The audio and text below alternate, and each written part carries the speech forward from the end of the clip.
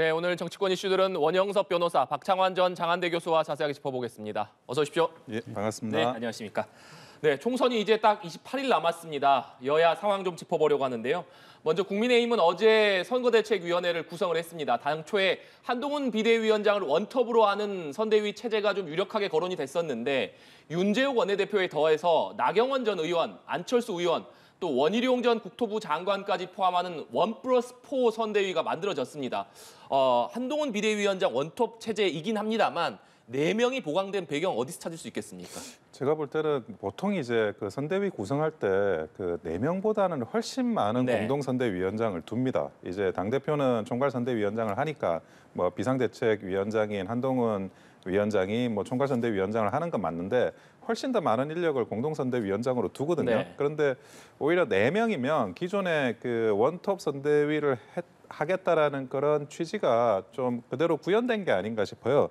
4명이라고 하지만 지금 보시면 이제 윤재욱 원내대표 같은 경우에는 제가 볼 때는 그냥 그 원내대표니까 뭐 당연직으로 들어간 게 아닌가 싶고요.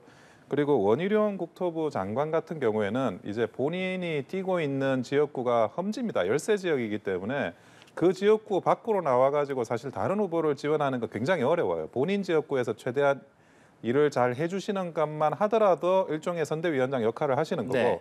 그러면 다른 뭐 지원 유세나 이렇게 할 수 있는 분이 안철수 의원하고 지금 나경원 전 의원인데 나경원 전 의원 같은 경우에는 뭐 서울 쪽에 아마 담당하실 것 같고 그리고 안철수 전 의원 같은 경우에는 경기도 쪽을 담당하실 것 같아요. 네. 수도권 쪽. 그런데 선대위원장이 하는 역할이 뭐냐면 이제 중이 자기 머리를 못 깎지 않습니까? 그래서 각 후보를 또 가가지고 유세할 때 소개도 하고 설명도 하고 인물도 소개하고 그리고 우리가 이런 정책을 가지고 있다라고 정책도 소개하면서 치어리딩 역할을 해주는 거거든요. 그런데 지금 공동선대위원장들은 기본적으로 강원도나 아니면 충청도까지는 발을 넓히기는 어려운 상황이에요. 아마 그 부분과 관련해서는 한동훈 위원장이 본인이 이제 출마를 안 했기 때문에 자기가 이제 적극적으로 여러 군데를 돌아다니면서 유세를 하고 그런 어떤 치어리더로서 그리고 정책과 인물을 소개하는 역할로서 집중적으로 하겠다라는 생각을 가지고 계신 것 같아요. 그래서 그 부분은 이제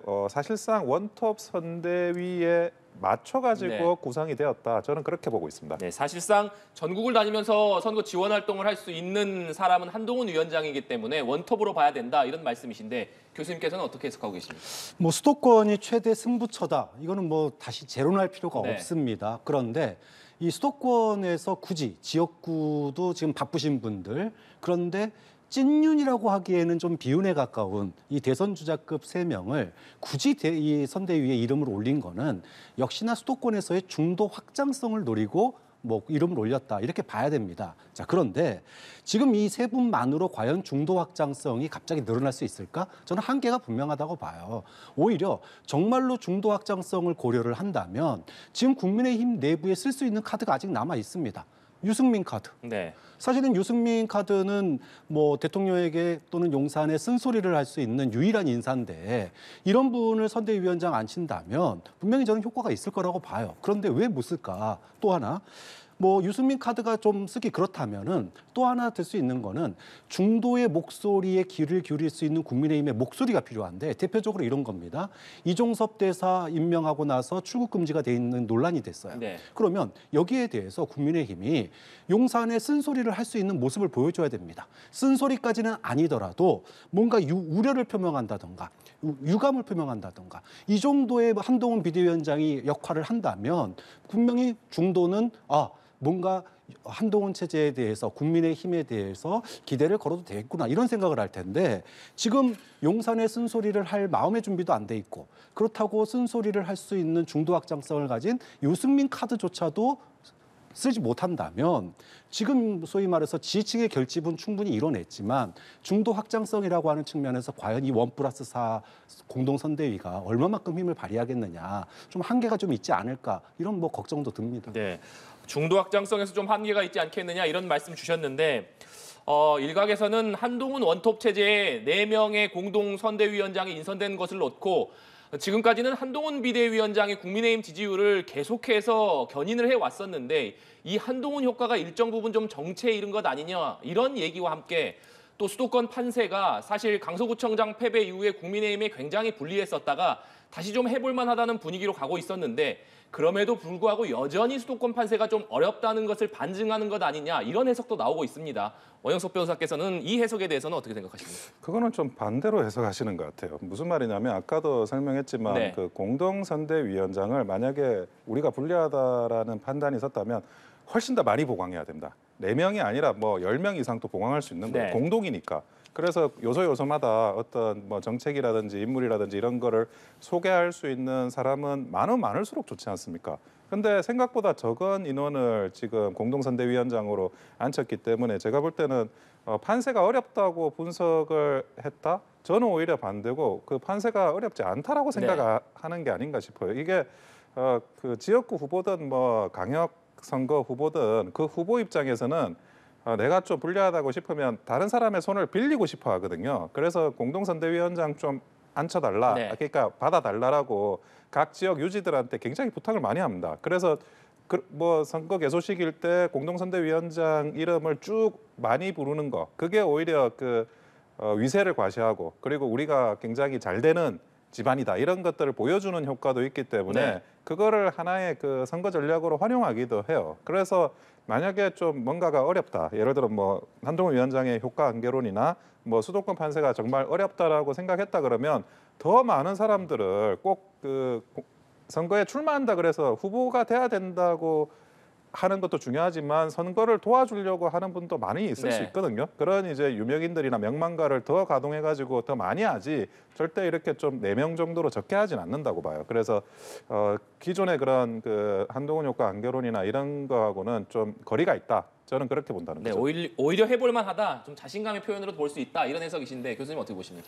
사실은 그동안 한동훈 체제에서 지지층 결집 그리고 지지율의 상승의 가장 큰 원인이 뭐냐 하면 소위 말해서 민주당의 공천 파동의 반사 효과였습니다. 국민의힘이 공천 잘했다, 감동 있는 공천이었다 이렇게 얘기하는 사람 아무도 없습니다. 그런데 민주당이 워낙 이 공천 갈등으로 내용을 겪으니까 그 반사 효과를 톡톡히 노렸거든요. 지난주까지는 그랬는데 민주당의 공천 파동이 이제 수습 국면에 들어서면서 이번 주 여론조사의 분위기의 변화들이 나타나기 시작했어요. 그게 지금 말씀하신 수도권 판세에 대한 얘기인데 정권 심판론을 상기시키는 사건들이 지금 여기저기서 터지고 있습니다. 대표적인 예가 앞서 말씀드렸지만 이종섭 대사 논란으로 인해서 지금 최상병 사건이 다시금 국민들에게 윤석열 정부가 이랬었어, 맞아.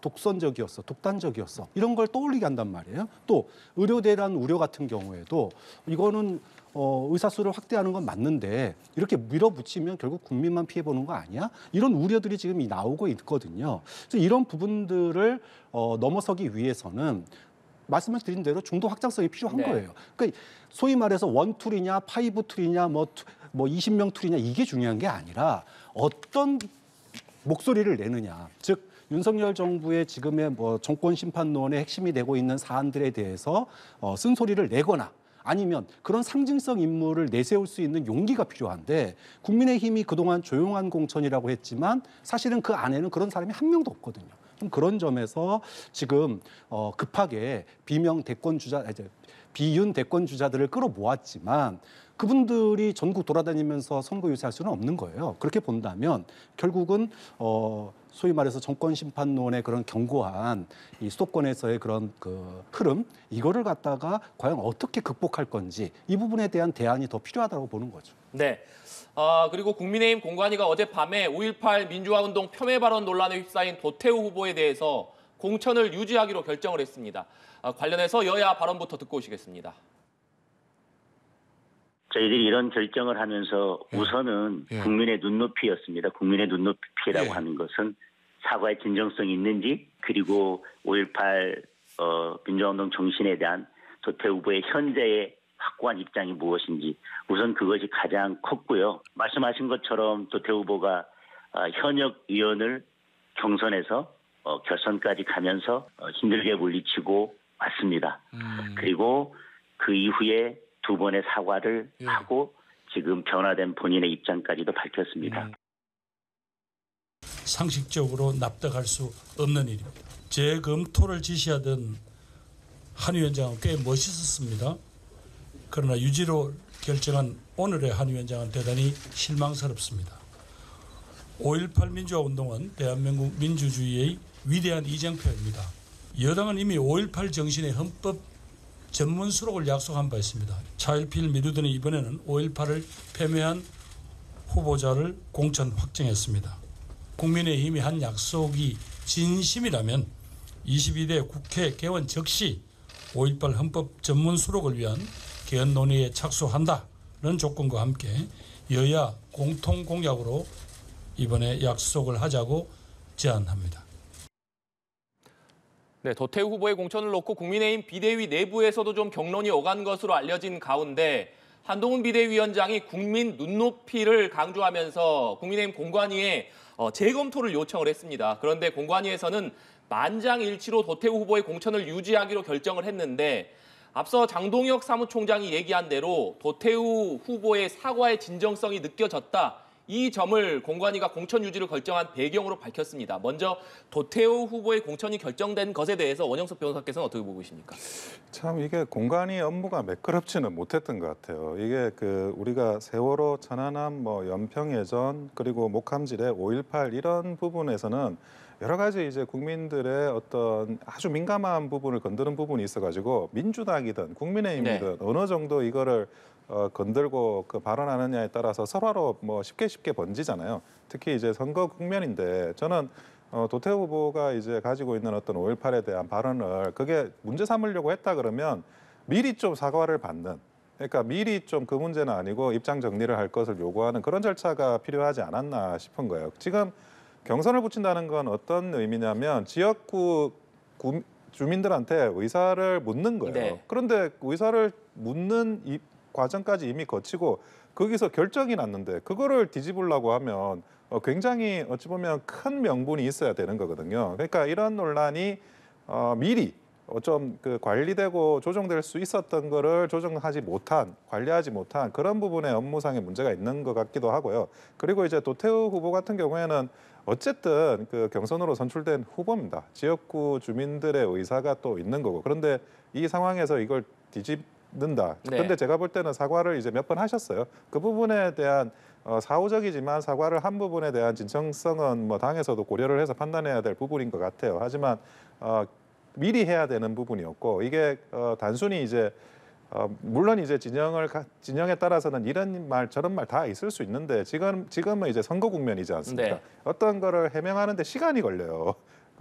사실은 그런 뜻이 아닌데요라고 이야기하느라 시간이 다 소모가 되는데 그런 부분이 조금 더 또 세련되게 공관위 차원에서 해소될 수 있었다고 저는 생각은 하고요. 근데 문제 제기나 이런 것들이 결국 이제 도태우 변호사가 가지고 있는 단순히 그런 5.18 폄훼 발언 말고 전반적으로 그분이 보수 진영을 위해서 해왔던 일이나 그런 부분에 대해서는 어느 정도 좀 긍정적인 평가가 있는 부분이 분명히 있거든요. 공과를 잘 따져가지고 가야 될 필요는 있고 지금 현재 저는 여기서 결과를 뒤집는다면 그게 오히려 실이 더 많지 않나라는 그런 내부적인 판단이 있었던 것 같아요. 그래서 물론 이제 사과한 거 그런 거는 잘못하신 거는 분명히 인정을 하는데 전략적으로 이제 이거를 다시 뒤집을 때 생각하는 그런 이제 국민의힘의 손실 부분까지 고려해서 판단한 게 아닌가 그런 생각이 듭니다. 아무래도 도태우 후보가 전략 공천이라든가 단수 공천을 그렇죠. 받았으면 좀 뒤집기가 쉬웠을 텐데 경선을 맞습니다. 거쳤다는 점이 좀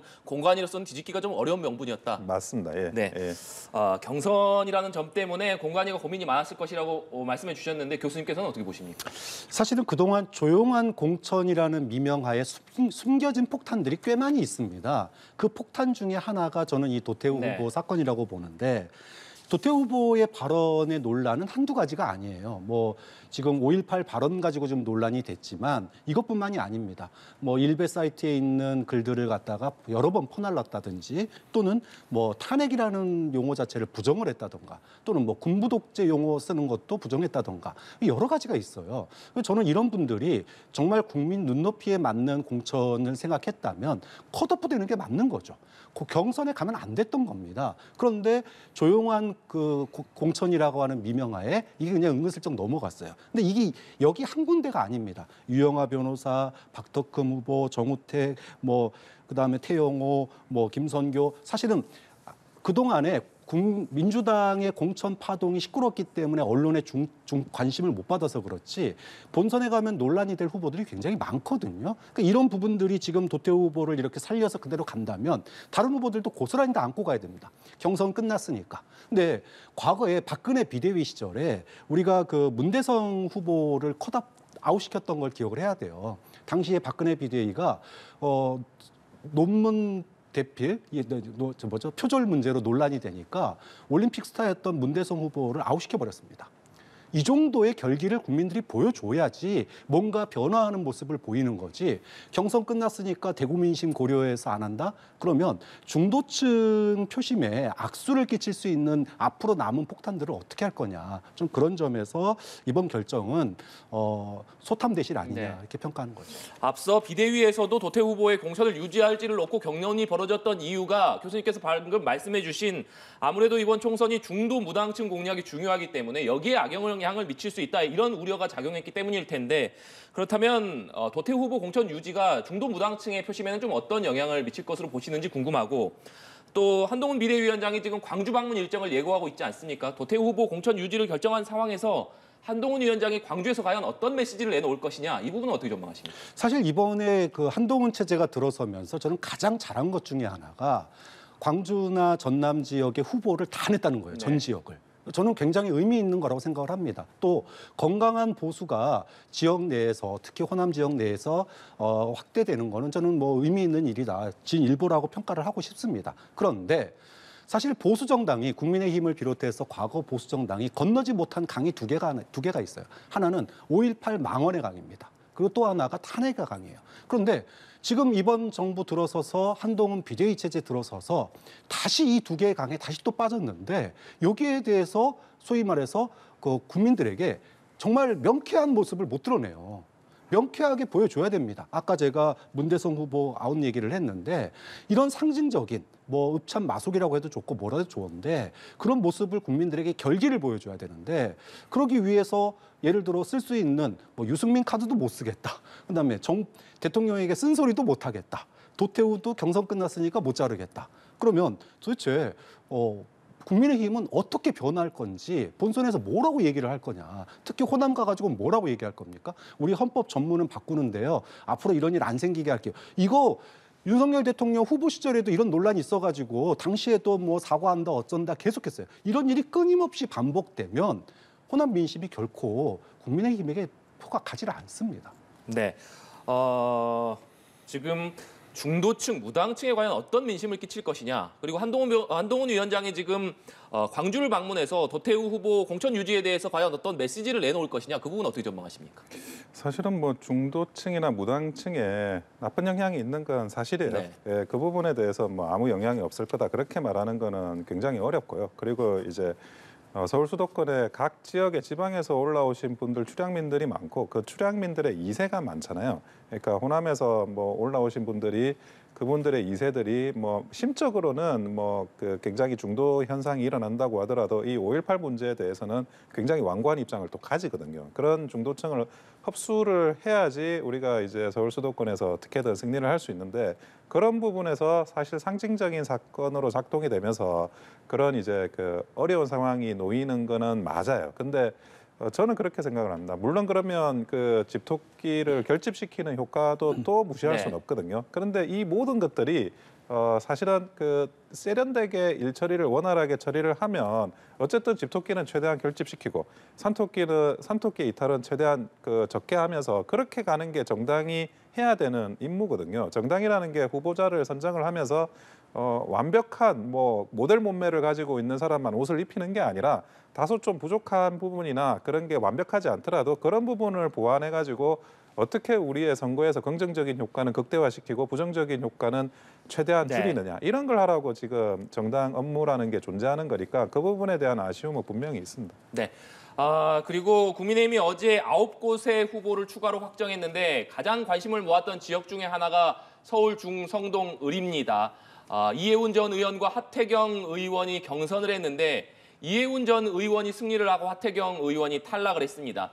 그런데 하태경 의원이 이 경선 데이터를 좀 공개해달라 이렇게 이의를 제기한 상황인데 과연 공관위에서 하태경 의원에게 데이터를 공개할 것인지, 그리고 하태경 의원이 아무래도 인유한 혁신위에서 영남권 중진들의 어떤 험지 출마라든가 불출마 요구를 했을 때 사실 자진해서 서울 출마를 좀 선언을 하면서 어떻게 본다면 본인이 희생을 했었는데 과연 이번 성동을 경선에서 탈락을 했기 때문에 앞으로 하태경 의원에게는 어떤 역할이나 선택이 주어질 것이냐, 이 부분은 어떻게 봐야겠습니까?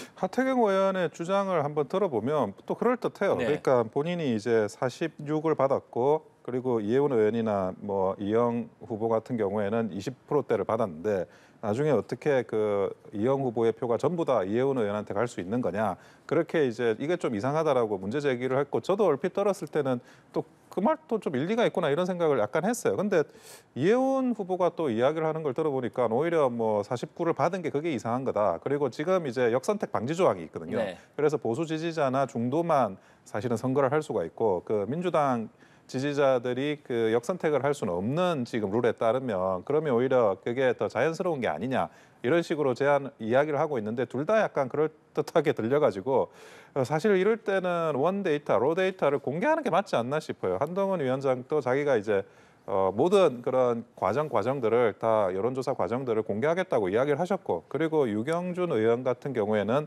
유경준 의원이 그 뭐 다른 사실과 다른 이야기를 하니까 바로 이제 그 공관위에서 그런 데이터들을 네. 공개하지 않았습니까? 그걸 또 유경준 의원이 승복을 했고, 결국 이제 하태경 의원이 뭐 로 데이터를 밝혀달라고 하면 그 전에 이제 공관위의 입장이나 아니면 그 한동훈 비대위원장의 입장을 고려해 볼 때 차라리 그냥 로 데이터를 보여주고 서로 이런 문제에 대해서 부정적인 영향을 끼치는 논쟁을 없애버리는 네. 게 선거의 국면에서는 더 나은 방향이 아닌가 하는 생각이 듭니다.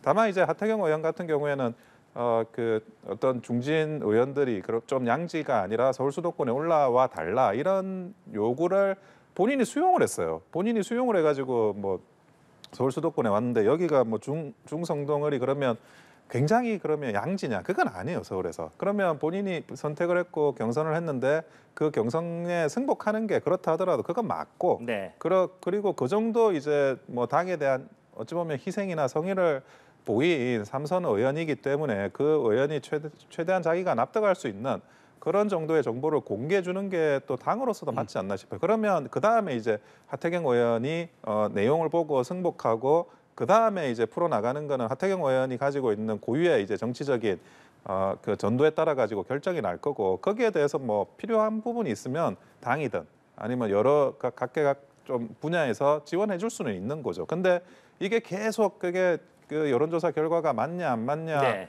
이런 공정함으로 논의가 계속 이어지는 것 자체가 저는 굉장히 안 좋은 효과라고 생각하고 있습니다. 네, 교수님께서는 어떻게 보고 계십니까? 사실은 뭐 하태경 의원이 산술적, 논리적으로 납득이 안 된다 이렇게 얘기를 했는데 제가 하태경 의원이라도 납득 못할 것 같아요. 지금 국민의힘의 경선은 서울 지역 같은 경우에 80%가 일반 여론조사입니다. 그런데 불과 이틀 상간에 상대 측 후보가 20%대에서 40%대로 바뀐다? 어떻게 일반 여론조사에서 이틀 상간에 20%가 오를 수 있습니까? 산술적으로 논리적으로 납득이 안 되는 거예요.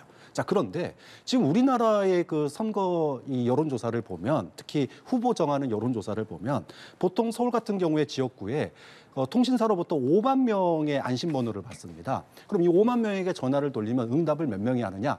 많은 곳은 500~600명, 적은 곳은 300명도 안 됩니다. 그러면 여기서 지금 0.7%로 갈렸는데 500~600명이라고 치더라도 5명이에요. 그 5명으로 표가 갈린 거예요. 그런데 그 5명에 사실은 당원이나 또는 뭐 조직적인 어떤 그 답변을 하기 위한 개입이 있을 수가 있습니다. 근데 이거는 여기만의 문제가 아니에요. 여야 불문하고 전국적으로 선거 때 되면, 경선할 때 되면 이런 전화번호 오면은 전화 좀 꼭 좀 받아주세요. 이게 선거운동의 하나의 방식으로 지금 자리 잡은 겁니다. 그렇기 때문에 원데이터를 요구해서 만약에 어느 지역이든 꼼꼼하게 아마 뒤져보면 당원이든 또는 당원과 관련된 사람들의 조직적인 활동이 나타날 수밖에 없습니다. 자, 그랬을 때 어떻게 할 거냐? 이거 다 뒤집습니까? 못 뒤집거든요. 좀 그런 측면에서 좀 근본적으로는 현재 그 지역구의 공천 과정에서의 네. 여론조사에 문제점이 있다. 근본적인 문제점이 있고 또 지역 내에서 지금 1차에서 탈락했던 이영 후보 측이 이해운 전 의원을 지지 선언하면서 당심에서는 뭐 당원 투표에서는 얼마든지 반영될 수 있다고 보지만 일반 여론조사에서 어떻게 그것이 옮겨갔는지 이 부분은 하태경 의원으로서는 원데이터를 보고 문제가 최소한 조작은 없다라고 하는 확신이 들어야 좀 소위 납득을 하지 않을까 그렇게 생각합니다. 네. 그리고 국민의힘 윤리위원회가 오늘 비례대표 의원들에 대한 제명 여부를 논의를 합니다. 비례위성정당인 국민의 미래로 비례대표들이 옮겨가기 위해서는 윤리위의 제명이 필요하기 때문인데 사실 지난 총선 때 준연동형제가 도입이 되면서 비례위성정당도 비판을 받았고 또 여야를 막론하고 의원 꿔주기도 비판을 받았었는데 역시 이번에도 또다시 의원 꿔주기가 좀 반복되는 모습입니다.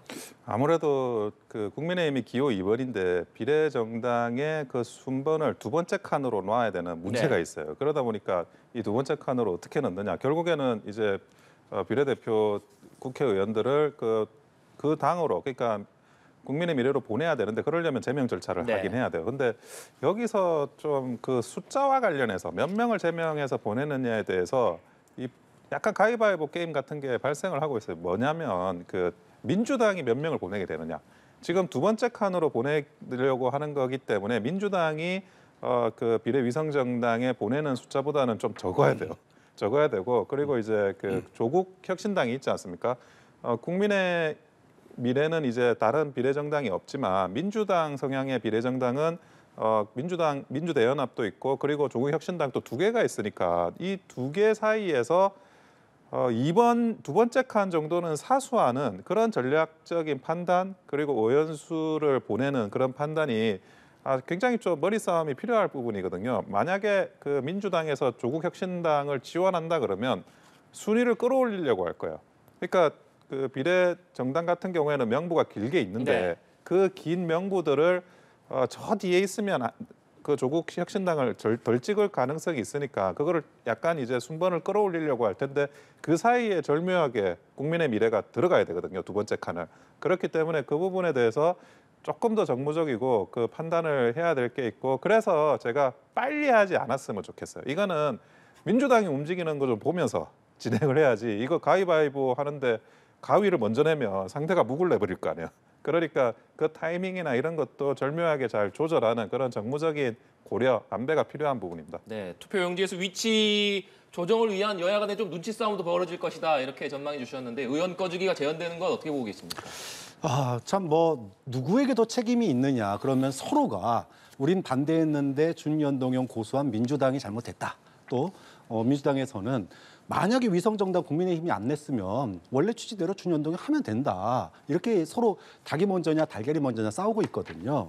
근데 어찌됐든 뭐 그 얘기를 꺼내자고 하는 건 아니고 지금 꼼수의 악순환이 계속되고 있다. 이거 한 번은 끌어줘야 돼요. 사실 이번에는 위성정당 이 소리 꼼수 공천 이런 얘기 안 들을 줄 알았는데 참 어이없게 또 이렇게 반복이 되고 있습니다. 국민들 보기에 정말 정치가 이런 거구나라고 하는 혐오를 불러일으켜요. 저는 뭐 자잘못을 따지자는 건 아니고 22대 국회 개헌하면 바로 이 비례대표에 대한 최소한의 정치법 관련, 선거법 관련 논의가 필요하다. 그래서 국민들이 더 이상 자신의 취에 맞는 정말로 지역은 특정 정당 찍고 비례는 또 어느 정당을 찍을 수 있는 그런 교차 투표가 허용돼야 돼요. 그런 점에서 좀 22대 국회 첫 번째 사업으로 비례대표 선거제도에 대한 합의가 좀 필요한 상황 아닌가 싶습니다. 네.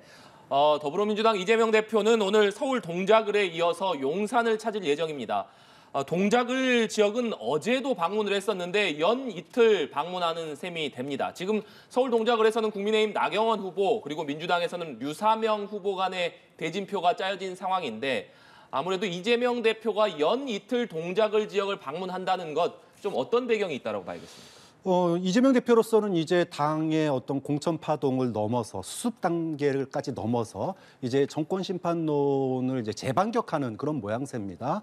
아무래도 이제 본인 입장에서는 그동안에 이제 소위 뭐 사천이다, 뭐 비명행사다 그래서 언론의 질타를 많이 받았는데 이제 일종의 국면 전환을 하는 것 같아요. 그리고 여론의 호응도도 최근에 뭐 이종섭 대사의 출국 금지 논란으로 인해서 정권이 이런 문제가 있었지 이런 거를 좀 정권 심판론을 상기시키는 면이 있는데 이 기세를 몰아서 정권 심판론의 좀 점화에 나선 거다. 근데 사실은 서울에서 가장 치열한 곳, 그 중에서도 지금 민주당으로서는 좀 가장 어려운 지역이 또 이 동작을 아니겠습니까? 그럼 여기에 지원 유세를 통해서 이재명 대표 중심으로 치러지는 정권 심판론 이 부분을 갖다가 지지층에게 각인시키기 위해서 연이틀 방문하고 있다 이렇게 보입니다. 네, 정권 심판론 각인을 위한 행보다 이렇게 분석해 주셨는데 원영석 변호사께서는 어떻게 보십니까? 정권 심판론 각인을 위한 행보라는 것도 맞고 그리고 분위기가 탔다라고 생각을 하는 것 같아요. 민주당 측에서. 그러니까 정권 심판론을 부각하면 부각할수록 그 부각이 표로 연결되는 비중이 높다. 결국 이제 정권 심판론을 제기를 하는데 적합한 사람은 민주당의 당대표인 이재명 대표일 수밖에 없거든요. 근데 과거에 한번 보시면 강서구청장 선거할 때 물론 단식한다고 그랬었지만 선거운동을 지원 유세를 한 번 하고 안 하셨어요. 그러면 그 부분과 관련해 가지고 이재명 대표가 선거 지원을 하는 게 후보자한테 유리하냐 불리하냐 뭐 이런 논의까지 있었었거든요. 근데 지금 뭐 동작을이나 용산이나 이런 지역은 접전지거든요. 네. 용산도 마찬가지로 저번에 이겼지만 국민의힘이 아주 아슬아슬하게 이겼고 동작을은 졌어요. 이런 지역에 접전지라고 할 만한 지역을 이재명 대표가 간다는 거는 정권 심판론의 주체로서 이재명 대표인 자신이 움직이는 게 선거라는 국면에서 도움이 된다. 결국 정권 심판론이 먹히는 어젠다다. 이 부분에 대해서 그 민주당 내부에서 어느 정도 확신을 가지는 것 같아요. 앞으로도 그 접전지 위주로 좀 많이 갈 것 같은데 그 정권 심판론을 조금 이제 누구로뜨리는 국민의힘의 대응은 뭐가 돼야 되느냐 이런 부분이 다시 필요할 때가 왔습니다. 네, 이 내용도 좀 짚어보겠습니다. 서울 강북을 지역에서 공천을 받은 정봉주 전 의원 과거에 이른바 목발 경품 발언이 논란이 되고 있습니다. 2017년 한 유튜브 방송이었습니다. 평창 동계올림픽을 앞두고 북한 스키장 활용 방안에 대해서 유튜브에서 다른 사람들과 좀 얘기를 하는 와중에 DMZ에는 멋진 것이 있잖아요. 발목질에 DMZ에 들어가고 경품을 내는 거야. 발목질에 밟는 사람들에게 목발 하나씩 주는 거야. 이런 발언을 해서 논란이 되고 있는데 정봉주 전 의원이 오늘 SNS에 사과 메시지를 올렸습니다. 당사자들께 직접 유선상으로 사과드리고 관련 영상을 삭제한 바가 있다.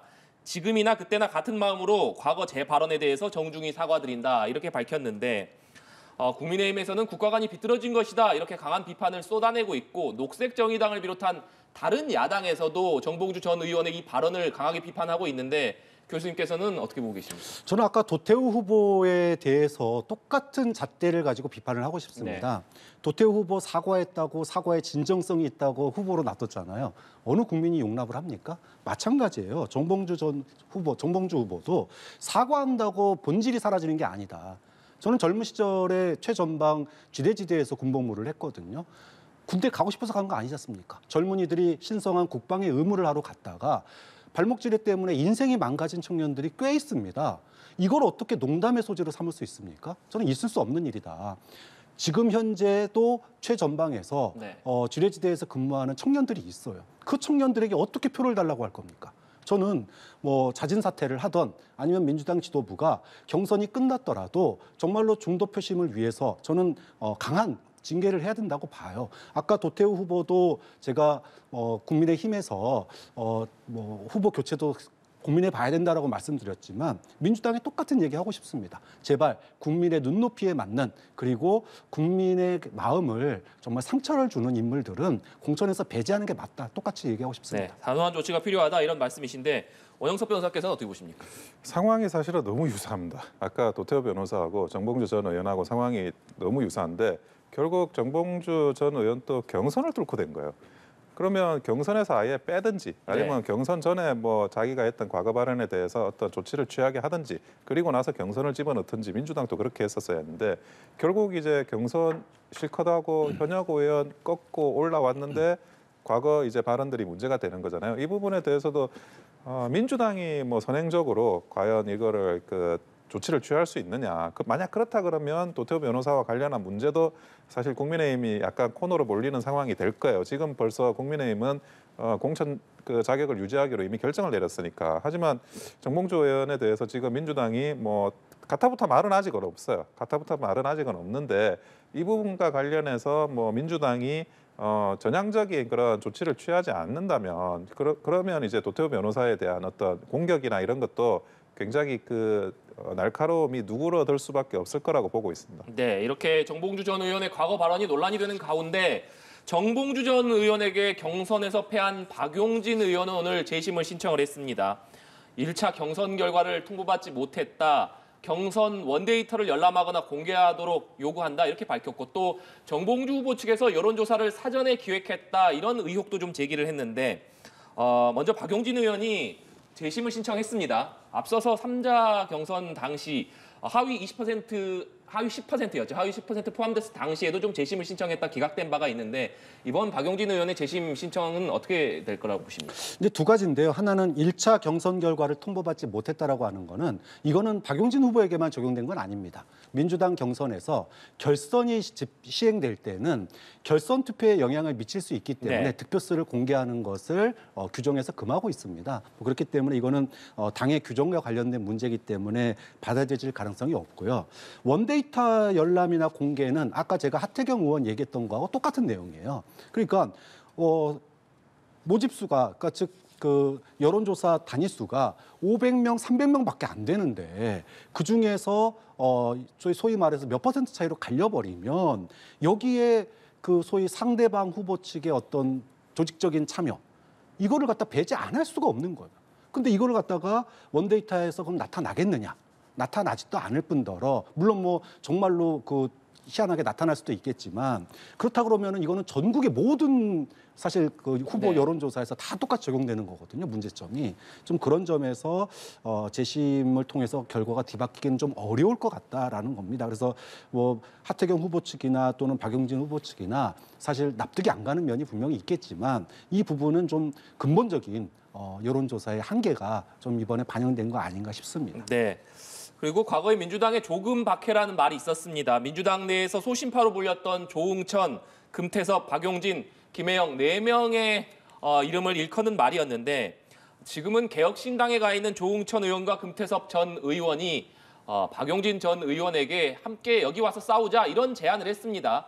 그런데 오늘 박용진 의원이 SNS에 올린 글을 보면 재심 인용과 기각 여부와 무관하게 민주당의 총선 승리에 헌신하겠다 이렇게 밝혔기 때문에 오영숙 변호사님 사실상 이 두 의원의 제안을 좀 거부했다 이렇게 해석하면 되겠습니까? 예. 그리고 원데이터를 요구한다는 것 자체가 뭐 조작이 있을 거라고 저는 생각하진 않아요. 네. 그러니까 원데이터를 보면 그게 내가 그 내용을 뭐 승복할 수 있는 일종의 수단도 되고 지지자들한테 내가 이 정도로 열심히 내가 어떤 공천을 받기 위한 노력을 했다라는 지지자들에 대한 설득 수단도 되거든요. 그러니까 그런 부분을 볼 때 박용진 의원이 뭐 원데이터를 요구했다라는 게 그게 본인이 뭐 탈당을 해가지고 다른 당 가가지고 일을 하려는 네. 그런 준비 단계로 보이진 않고 박용진 의원 같은 경우에는 또 여러 번 이제 국회의원을 했기 때문에 당과 관련해서 본인이 또 더 기여할 수 있는 부분이 있을 거라고 생각을 할 겁니다. 그리고 뭐 이재명 대표 체제나 이런 것들이 총선 이후에도 뭐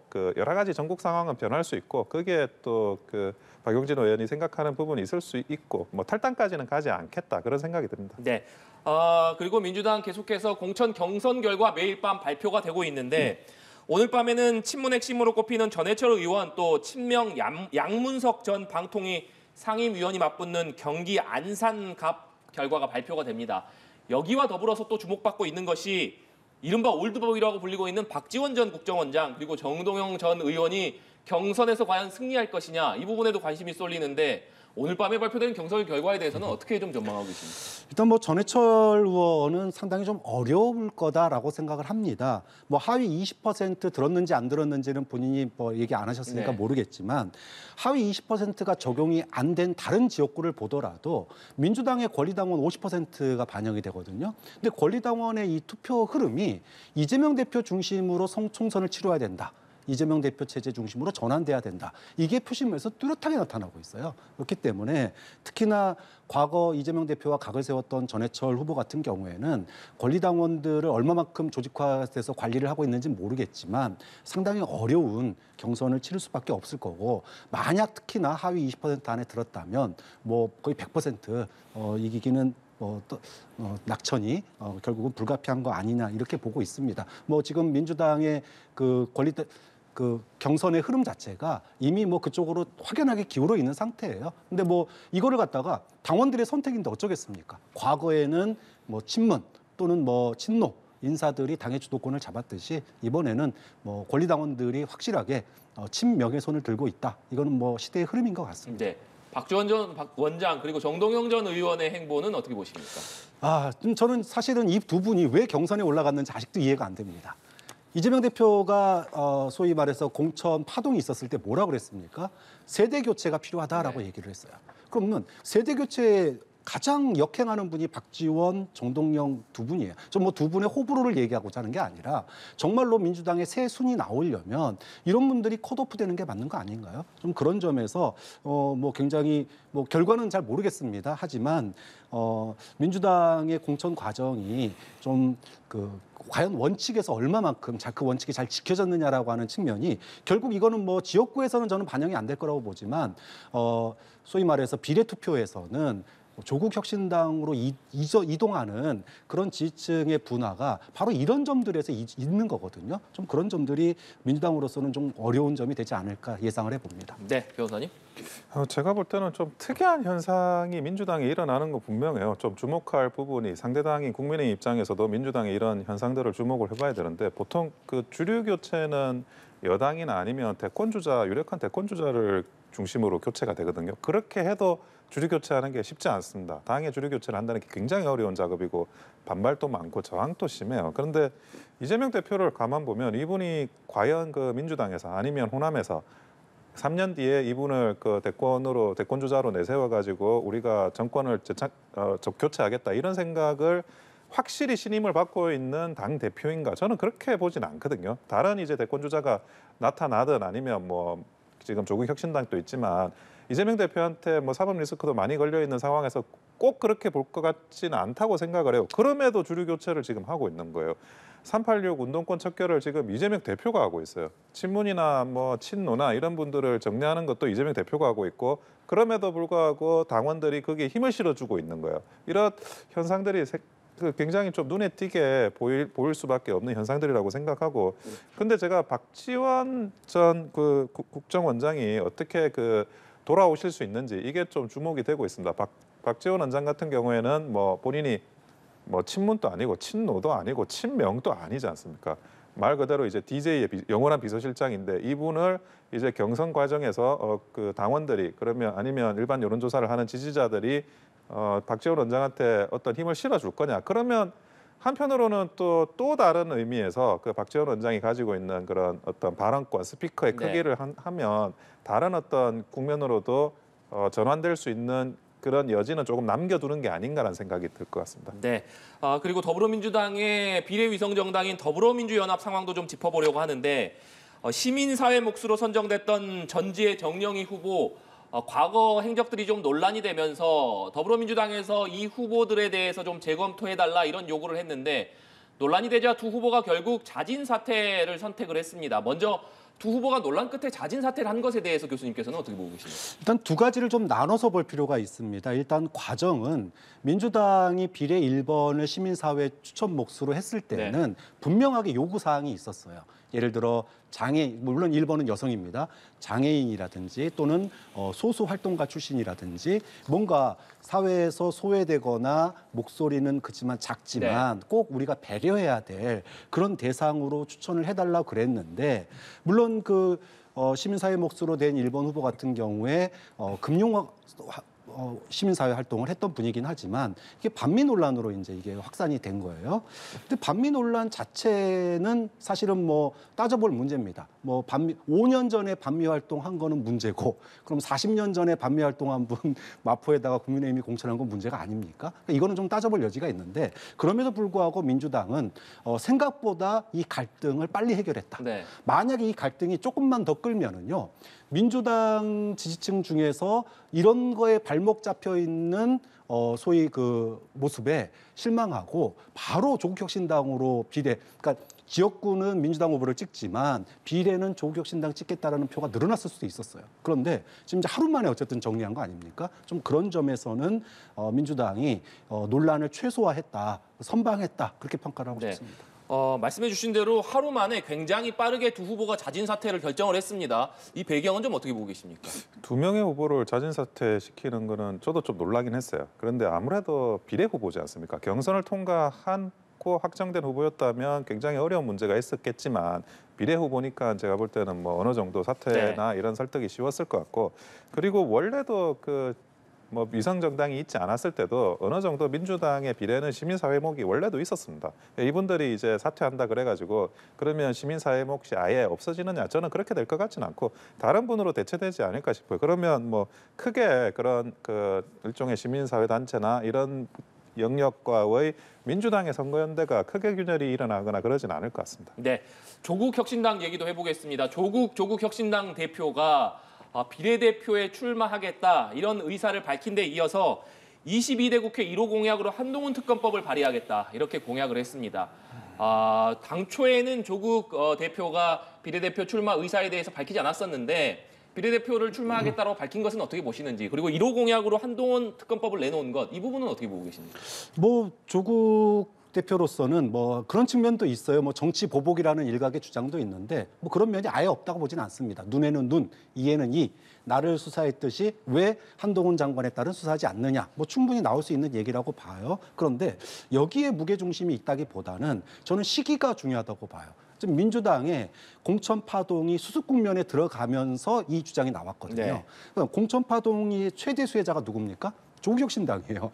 그러니까 소위 말해서 친문이 공천에서 탈락하니까 이 지지층들이 조국혁신당으로 간 거거든요. 그러면 만약에 이게 민주당의 공천 내분이 수습되면 다시 빠질 수 있습니다. 이 빠지는 거를 막기 위해서 저는 승부수를 던졌다. 그래서 우리는 분명히 비례에만 있겠다. 그리고 싸우는 정당, 전투 정당. 그래서 역할 분담을 우리는 분명하게 하겠다라고 하는 표시고, 그것으로서 민주당 지지층이 싫어하는 그런 한동훈 비대위원장을 1번으로 딱 타겟으로 놓고 법을 만들겠다 그러는 것은 결국은 지금 두 자릿수까지 올라간 이 비례투표 지지율, 이것을 쐐기를 박아서 지지층 이탈을 막겠다라고 하는 정치적 승부수다, 이렇게 보는 거죠. 네.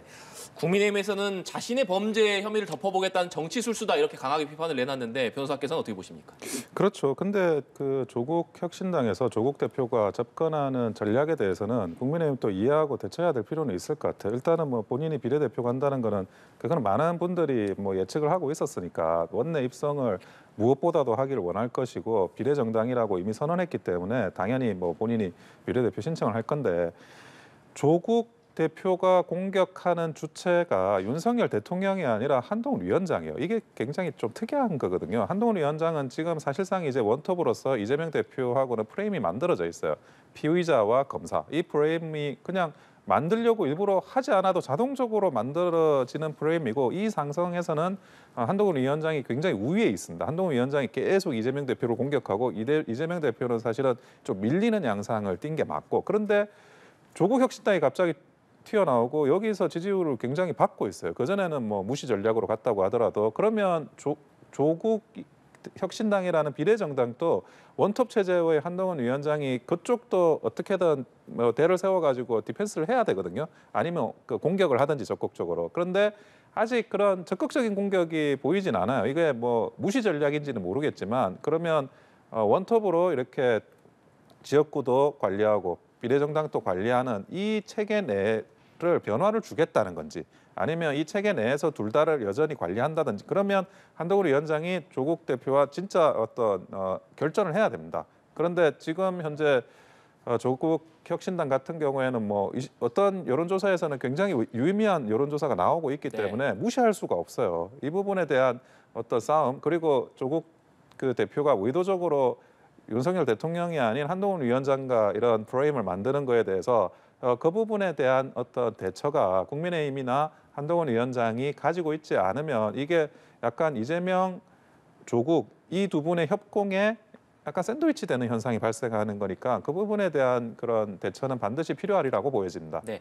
말씀하신 대로 국민의힘에서 조국 혁신당이 처음 나왔을 때만 해도 어떻게 본다면 약간 무시 전략이라고 볼 수 있었는데, 최근 들어서는 조국 대표를 향한 공격이 좀 거센 것으로 보입니다. 이거는 아무래도 조국 혁신당의 지지율과 좀 맞물려서 생각해 볼 수 있겠습니까? 지지율도 문제고, 그게 제일 중요한 게 조국 혁신당이 지금 현 지지율로는 꽤 많은 그런 그 비례 의석을 만들 것이고 그 조국 대표도 원내를 진입할 것 같아요. 근데 어떻게 진입하느냐는 더 중요합니다. 그러니까 조국 대표가 표창장 위조범이 아닌 영웅의 기환이 돼가지고 만약에 원내를 진입한다. 그래서 조국 혁신당이 뭐 두 자릿수 이상의 네. 그런 비례 의석을 만들어낸다. 그거는 굉장히 그 이번 총선에서 그 조국이라는 사람이 완전히 부활한다는 걸 의미를 해요. 그러면 그렇게 정무적으로 정치적으로 부활한 조국을 이 총선이 끝나고 나서 어떻게 정무적으로 국민의힘을 대처할 거냐 다음 문제가 또 생기는 거예요. 그게 지방선거도 문제가 생기고 그다음 대선까지도 사실은 문제가 생기는 이 구도 싸움에 지금 들어가는 거거든요. 그래서 단순히 이제 의석이 뭐 내가 일당되고 뭐 몇 석 하고 이 문제가 아니에요. 조국이라는 그 사람이 어떤 그 국민의 지지라는 정당성이 제대로 작동되지 못하도록 국민의힘은 반드시 대처를 해야 됩니다. 근데 그 대처를 하는 거는 뭐 정치라는 거 말로 하니까 네. 말로 대처하는 거 중요하고 그럼 무슨 말 할 거냐? 누가 대처하는 거 더 중요해요. 그 누구라는 게 그 말의 그런 어떤 신빙성, 그런 설득력을 가하는 거니까 국민한테. 그래서 이 대처에 대한 프레임을 정확하게 설정하지 않으면 다음 총선 이후에도 전국에 대해서 이 조국 대표가 돌풍에 핵이 될 수 있다는 거죠. 그걸 막아야 된다는 겁니다. 네, 교수님 어떻게 보십니까? 그러니까 단기적으로는 조국 혁신당이 인기가 지금 높은 상승세인데 단기적으로는 총선의 영향이 큽니다. 왜냐하면 조국 민주당에 대해서 실망하고 조국 혁신당 쪽으로 옮겨가신 분들이 투표장에 가가지고 비례 투표만 하고 지역구 투표 안 해 이러지 않거든요. 그럼 결국은 민주당으로부터 이탈했던 층들이 고스란히 저수지 역할을 하는 거예요. 그럼 가가지고 지역구는 결국은 민주당 후보를 찍게 돼 있습니다. 그런 측면에서는 민주당으로서는 느슨한 연대를 통한 소위 말해서 총선에서의 최대치 이런 것 효과를 얻을 수 있는 거고 장기적으로는 이게 또 머리 아파요. 민주당 입장에서도 아까 국민의힘 입장도 얘기하셨지만 소위 말해서 임종석 가니까 조국 왔다 이런 거거든요. 그러니까 만약에 10석이 넘는 정당 의석수를 가지고 있다, 그럼 조국 대표가 설사 대법원의 판단에 의해서 뭐 감옥에 갔다 오는 일이 발생하더라도 갔다 와서도 당은 살아 있습니다. 소위 말해서. 그러면 소위 지금 뭐 10%가 될지 20%가 될지 모르겠지만 우리가 대선 주자를 판가름하는 유의미한 기준점이 10%, 15%거든요. 근데 이미 그걸 넘어서고 있어요. 그렇기 때문에 본인이 복귀하는 순간, 나중에 다시 여의도로 복귀하는 순간 졸지에 대선 주자 반열에 올라가는 거예요. 자, 이러면 사실은 그동안에 되게 뻔한 구도로 생각됐던 한동훈, 이재명 구도에 변화가 생길 수 있다. 좀 그런 점에서 본다면 뭐 민주당 내 속으로도 단기적으로는 나쁘지 않지만 장기적으로는 여러 가지 고민의 지점들이 생긴다. 이렇게 볼 수 있는 거죠. 네, 알겠습니다. 오늘 두 분 말씀 여기까지 듣도록 하겠습니다. 지금까지 원영석 변호사, 박창환 전 장한대 교수와 얘기 나눠봤습니다. 오늘 말씀 고맙습니다.